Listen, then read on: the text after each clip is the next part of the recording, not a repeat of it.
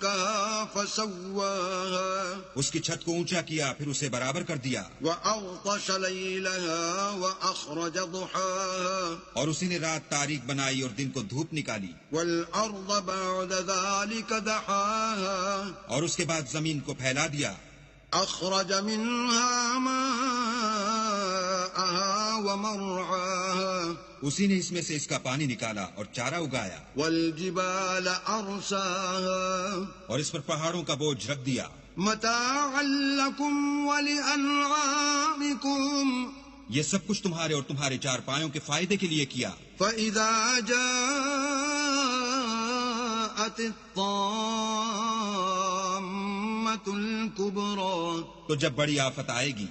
يَوْمَ يَتَذَكَّرُ الْإِنسَانُ مَا سَعَى اس دن انسان اپنے کاموں کو یاد کرے گا، وَبُرِّزَتِ الْجَحِيمُ لِمَنْ يَرَى اور دوزخ دیکھنے والے کے سامنے نکال کر رکھ دی جائے گی۔ فَأَمَّا مَنْ طَغَى تو جس نے سرکشی کی وَآثَرَ الْحَيَاةَ الدُّنْيَا اور دنیا کی زندگی کو مقدم سمجھا، فَإِنَّ الْجَحِيمَ هِيَ الْمَأْوَى اس کا ٹھکانہ دوزخ ہے۔ وَأَمَّا مَنْ خَافَ مَقَامَ رَبِّهِ وَنَهَى النَّفْسَ عَنِ الْهَوَى اور جو اپنے پروردگار کے سامنے کھڑے ہونے سے ڈرتا اور جی کو خواہشوں سے روکتا رہا، فَإِنَّ الْجَنَّةَ هِيَ الْمَأْوَى اس کا ٹھکانہ بہشت ہے۔ يَسْأَلُونَكَ عَنِ السَّاعَةِ أَيَّانَ مُرْسَاهَا اے پیغمبر، لوگ تم سے قیامت کے بارے میں پوچھتے ہیں کہ اس کا وقوع کب ہوگا، فِيمَ أَنْتَ مِنْ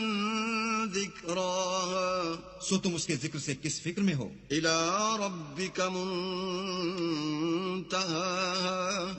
اس کا منتہا یعنی واقع ہونے کا وقت تمہارے پروردگار ہی کو معلوم ہے۔ إِنَّمَا أَنْتَ مُنْذِرُ مَنْ يَخْشَاهَا